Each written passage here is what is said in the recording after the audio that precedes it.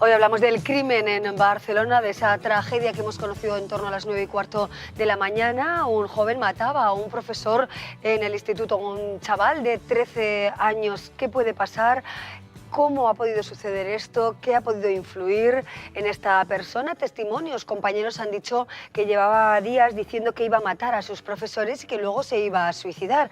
Vamos a ver también qué responsabilidades pueden recaer en un chaval de 13 años, una persona que resulta inimputable. Lo vamos a hacer con ayuda de tres de nuestros colaboradores, Javier del Castillo, Tomás Hierro y Fermín Ciaurriz. Javier del Castillo y Tomás Hierro además son profesores, Fermín Ciaurriz abogado, y yo creo que nos va a servir muy bien para bueno, pues ver un poco esta situación. Incluso Tomás recientemente estuvo en esta zona complicada de Barcelona, ¿no? Damos la bienvenida en primer lugar a Tomás Hierro. ¿Qué tal, Tomás? Muchas gracias. Muy buenas Encantado tardes. de estar con vosotros. Por estar con nosotros. Javier del Castillo. ¿Qué tal, Javier? Pues muy bien, muy a gusto de estar con vosotros. Buenas tardes. Gracias, Javier. Y Fermín Ciaurriz. ¿Qué tal, Fermín? Pues bien, buenas tardes. Bueno, realmente consternados, ¿no? Con esta noticia. La desgracia esta que, vamos, siempre nos ha parecido que nos cae muy lejos, porque estas cosas cuando pasan en otros sitios con más frecuencia, pues parece que siempre no van a llegar aquí nunca y acaban llegando desgraciadamente. Así es. ¿Con qué sensación nos quedamos tras conocer algo que nos deja perplejos, que no podemos encontrar explicación? Creo que están siendo meses por una circunstancia o por otra en las que se producen tragedias bueno, totalmente inasumibles, ¿no? Increíbles. Yo me retrotraigo a mi época activa de profesor, que llegó hasta el 2001, y la verdad que siento congoja, porque me pongo en esa situación de un centro educativo donde estamos 30 profesores, o 20, o 10, y hay pues 300 o 500, o los alumnos que sean, y en donde siempre, como mínimo, hay escrito una norma, el mínimo normativo para funcionar. Yo nunca he sido partidario de tener inflexibilidad y ser duro o cruel, sino dialogante con los alumnos y llegar, pero cuando ocurre una cosa de estas es que rompe todos los esquemas. Posiblemente yo quiero pensar que la motivación pues sea pues de un chico que ha perdido la cabeza, o porque otro móvil sería mucho peor pensar, pero aún así los hechos están ahí.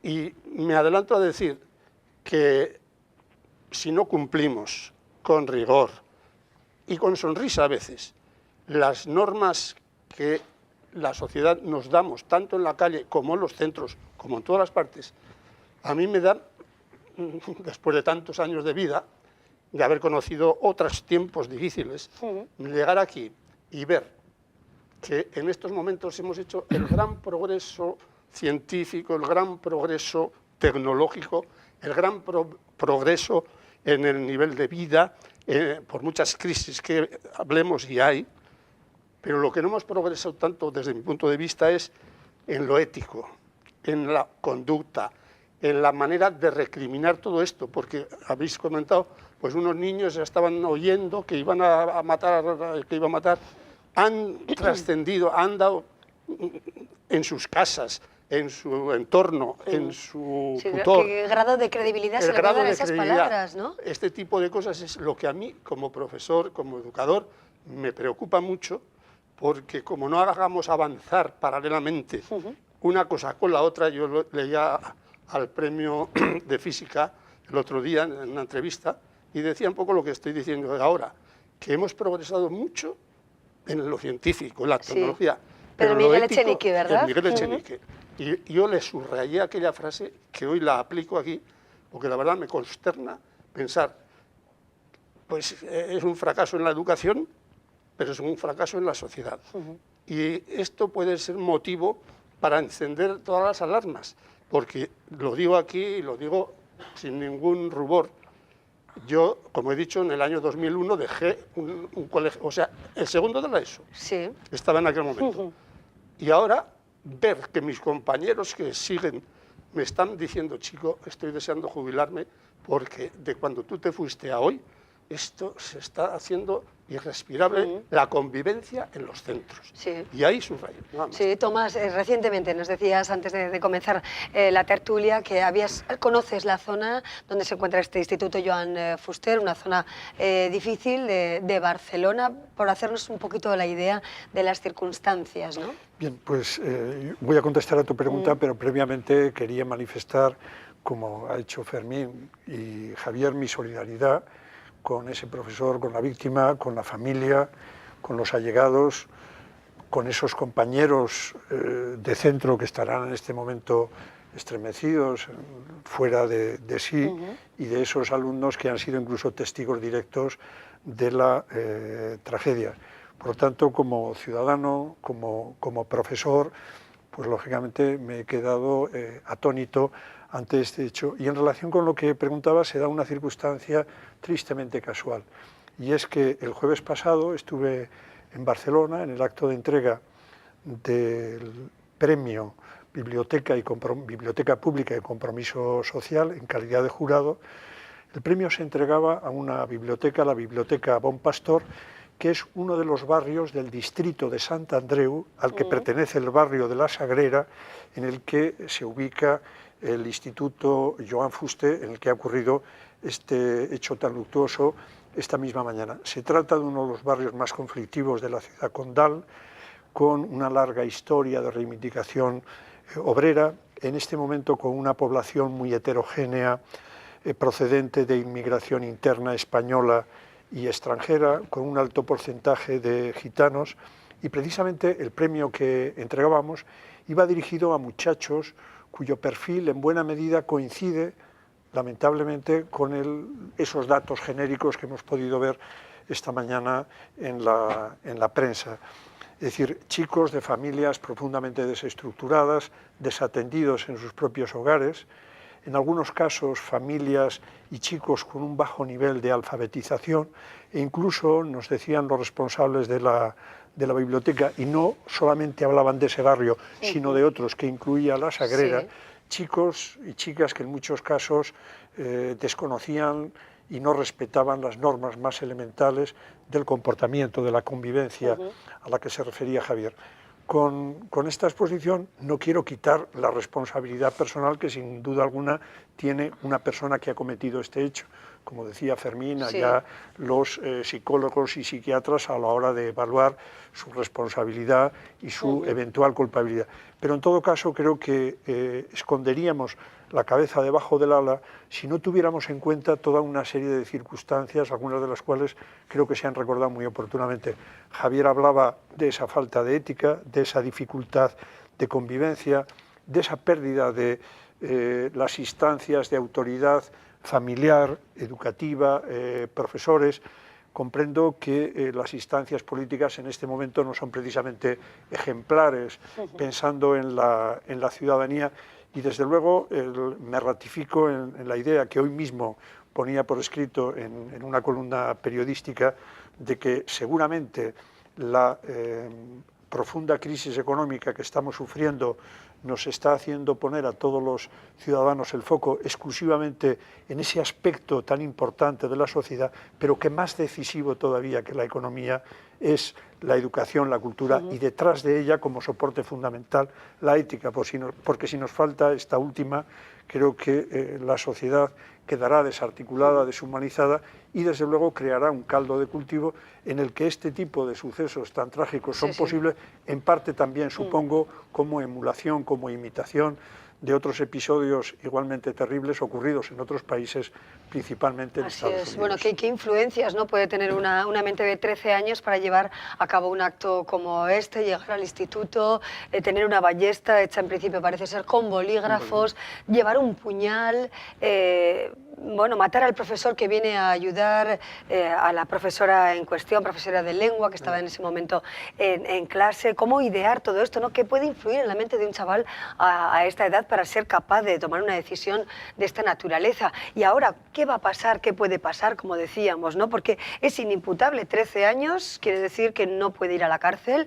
¿Dónde va ese chico? ¿Las administraciones pueden hacer algo? ¿Pueden tomar medidas de protección adecuadas? ¿Qué se puede o se debe hacer? Sí, La ley en esto es muy clara y además como son años concretos, quiere decir que no hay elementos de discusión, ¿no? A esta edad, o sea, hasta los 14 años, hasta los 13 años, pues como has dicho, es inimputable y por tanto no se le puede aplicar ninguna medida ni ningún planteamiento que haga referencia al Código Penal. Es decir, este muchacho tiene que tener un tratamiento pues de orden civil, por decirlo así, con carácter general, aunque son las administraciones, en este caso la Generalitat, bueno, el Departamento de Bienestar Social, etcétera, los que tendrán que tomar las medidas que después de todos esos exámenes psiquiátricos, etcétera, pues consideren oportunas. Es muy importante saber, y por eso a lo mejor ahora adelantar acontecimientos pues puede ser un poco arriesgado, cuál es la familia de esta persona, si realmente hay elementos suficientes para poderle quitar la tutoría, etcétera, porque bueno, todo eso a la hora de buscar alguna reeducación de este muchacho, pues es fundamental, ¿no?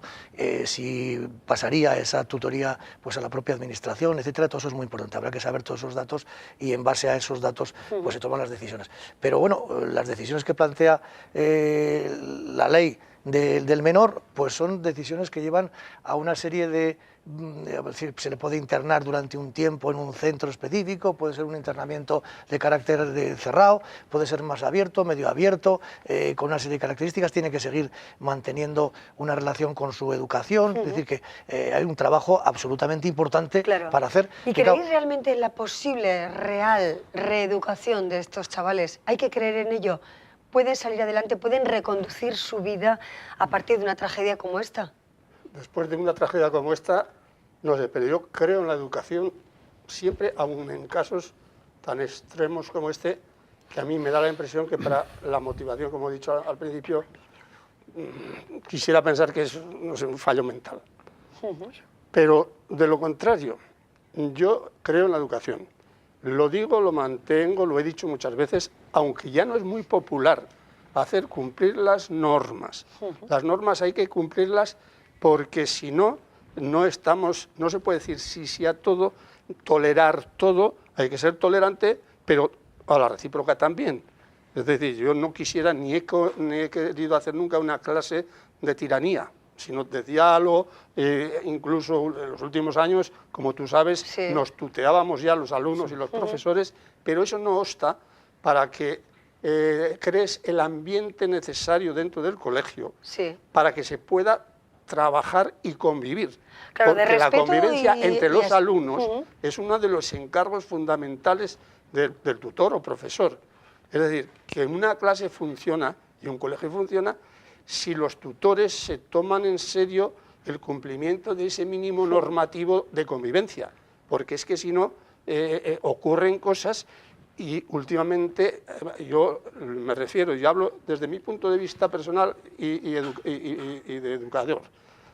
Y yo cuando escucho muchos profesores que han trabajado conmigo, gente muy competente, que ven esa falta para crear, porque no colaboran muchas veces ni las instituciones democráticas internas, que se llama el Consejo Escolar, cuando se creó, tú recordarás, hay una representación, padres, profesores, todos estamos ahí, pero a la hora de cumplir la normativa parece ser que el decir y el negar, esto no podemos hacer, a veces tiene su contestación, incluso por los padres.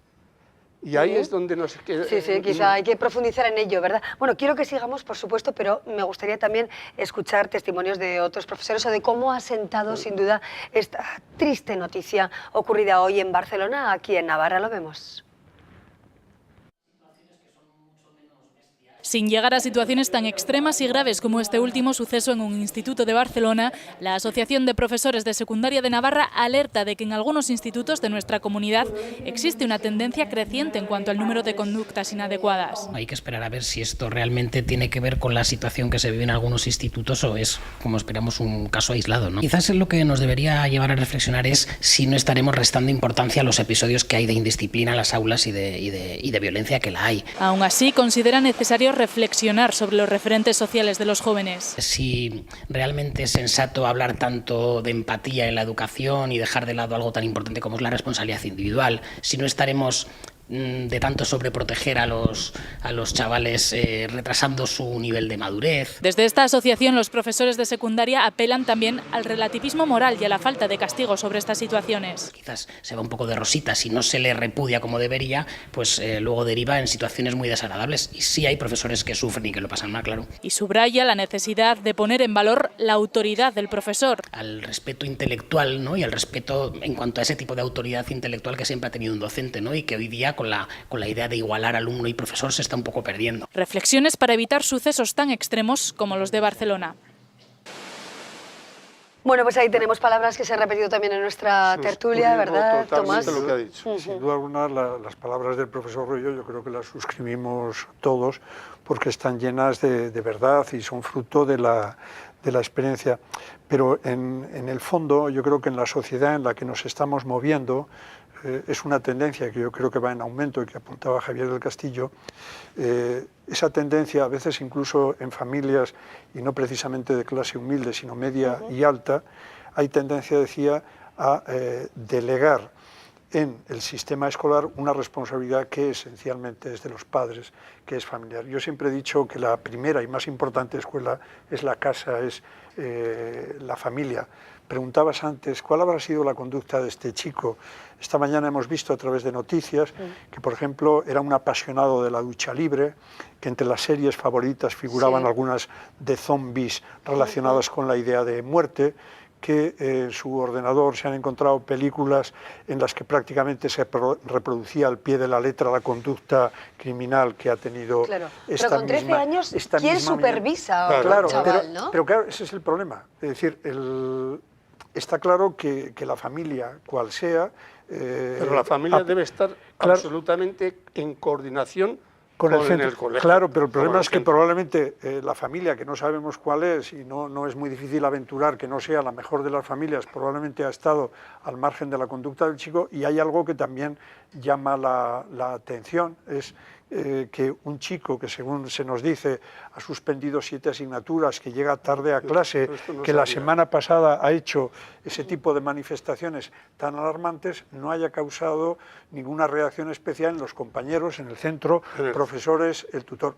Insisto, con esto no quiero quitar la eventual responsabilidad última y personal de este muchacho, pero insisto en mi primera intervención, creo que hay una serie de circunstancias, ¿no? todo un conjunto de causas, un contexto que desde luego abona comportamientos de este tipo. Y el profesor Royo creo que apuntaba una idea muy importante.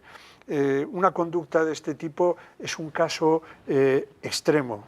Entramos ya en la tragedia, en la muerte, en el asesinato premeditado, pero antes de llegar ahí hay muchos pasos. Es decir, el paso de la indisciplina, de la violencia física, de la violencia verbal, de la violencia psicológica, del acoso a los compañeros, al profesor, en la etcétera. Sociedad hay un método disciplinario, también hay un método disciplinario en los centros y en todos los sitios. Y ese método disciplinario, que nadie lo confunda con el palo y la autoridad, que yo nunca estaré de acuerdo, está con la autoritas del profesor, que es la entrega. Y si no tiene el profesor esa autoritas, y si además no puede o no aplica el régimen disciplinario pequeño que existe, es que eso se va de rositas. Se pueden complicar, ¿no? Me gustaría también que recordáramos, ¿no? Tragedias parecidas, lo comentábamos antes en Colorado, recordaréis, ¿verdad? En Columbine, en el 99, 2 chavales con problemas emocionales mataron a 13 personas. Recordamos también el crimen de la ballesta, un hijo mató a su padre también con una ballesta. Hoy, bueno, pues recordamos desafortunadamente aquellos sucesos ocurridos, ¿no? Sí, por eso es un caso singular y que efectivamente, pues, y gracias a Dios en este país pues, se produce con menos frecuencia, pero que es bastante común y sobre todo, como estamos hablando en Estados Unidos, bueno, pues en colegios, en universidades, etcétera, en centros educativos, ¿no? Ahí se achaca bastante el tema o se discute cuando salen esos temas, pues el de las armas, el de los permisos, etcétera, y se desvía, me parece, el asunto hacia otros derroteros que también pueden tener que ver, ¿no? Pero aquí, evidentemente, aunque eso no existe, sí existe todo lo que habéis dicho, pues de esa violencia que se inculca a través través de vídeos de internet, de no sé qué, de tal, de juegos, de etcétera, que de alguna forma van creando una situación o una idea en algunas personas que son, bueno, pues luego proclives a una cosa de estas. Este chaval parece que llevaba la cosa muy preparada, se había hecho una ballesta, llevaba un cuchillo, es decir, lo llevaba bastante premeditado. Parece raro pensar que no hubiera tenido antes alguna expresión de esas características, que hubiera podido a lo mejor paralizar algo este asunto o haberlo visto venir. Luego, aunque no tiene nada que ver con esto, pero sí que venía oyendo, y por eso lo saco, aunque es indirecto, somos líderes en Europa en el abandono escolar, pero líderes, con el 21,9%, en chicos el 25% tal, y vamos, pero los que más que en cualquier otro país de última categoría. Es decir, algo se está haciendo mal, no solamente en el tema educativo, familiar, etcétera, que aquí es muy importante, más quizá que todo esto, pero algo se está haciendo mal también en ese ámbito educativo donde, bueno, pues estamos teniendo situaciones que antes eran imprevistas y desde luego estamos teniendo unos resultados bastante malos para nuestros chicos. Sí, Tomás. Completando esa información que daba Fermín, que también he visto con muchísimo detalle, se produce además en esa información una paradoja. España es uno de los países que tiene un porcentaje más alto de universitarios, de ciudadanos que han alcanzado estudios superiores y, sin embargo, el porcentaje de abandonos es muy alto. Y luego la figura de los tristemente llamados ninis, estos jóvenes entre 18, 24, 25 años que ni estudian ni trabajan, que en este momento España está en el 23%, es una cifra alarmante. El profesor José Antonio Marina, que es un gran maestro para todas las grandes personas, una de las grandes personas y de las grandes cabezas de este país, lleva ya muchos años diciendo que los verdaderos problemas de la cultura y de la educación en España no se resuelven en la universidad, sino precisamente en los centros de bachillerato y de secundaria. Y un gran escritor irlandés, el autor de Las lágrimas de Angélica, luego llevada con éxito, que estuvo 30 años como profesor de instituto en barrios marginales de Irlanda y de Estados Unidos, decía la misma idea, decía la lucha por la educación, por la cultura, por hacer ciudadanos cultos, dignos, críticos y responsables, hay que resolverla no cuando llegan con 18 o 20 años a la universidad, sino cuando están entre los 12 y 7 años en esa etapa de la adolescencia decisiva y difícil para la maduración personal, educativa y, por supuesto, yo insistía ética. Tanto, que es el tramo de educación en donde yo he trabajado, y tú también, que es lo básico. O creas hábitos de convivencia, de esfuerzo, de, vamos a decir, hasta de optimismo por el trabajo. Sí, eso es. O eso no existen a posteriori, ¿no? Sí. Bueno, hasta aquí llegamos de momento porque no tenemos más tiempo. Desde luego son los entresijos de un crimen que nos golpea fuerte, que nos hace pensar en los valores, en cómo está el sistema educativo en nuestro país, por qué hay tanto fracaso, cómo están las familias, bueno, qué nivel también de protección tiene que tener los chavales en función de las posibilidades que les brinda Internet o las diferentes series de televisión, ¿no? Fermín, con un apunte un apunte exclusivamente. Espero que los debates que se hagan a partir de este momento de estos temas en general en los medios de comunicación vayan por estos derroteros, es decir, que se vaya al fondo del asunto y que no se entre en un debate que va a ser muy fácil de entrar y que no me parece que sería positivo, de si a los niños de 13 años hay que meterlos a la cárcel o hay que dejarlos fuera o en qué edad tenemos que ese debate yo creo que hay que evitarlo. Otras aristas, ¿no? Sin duda. Javier del Castillo, Tomás Hierro Encantado. y Fermín Ciaurriz, un placer haber compartido este tiempo con vosotros y nos veremos pronto, espero. Muchas gracias. Igualmente. Bueno, nosotros seguimos después de analizar esta cuestión que nos ha dejado hoy helados. Seguimos con más asuntos aquí en Me Importas Tú.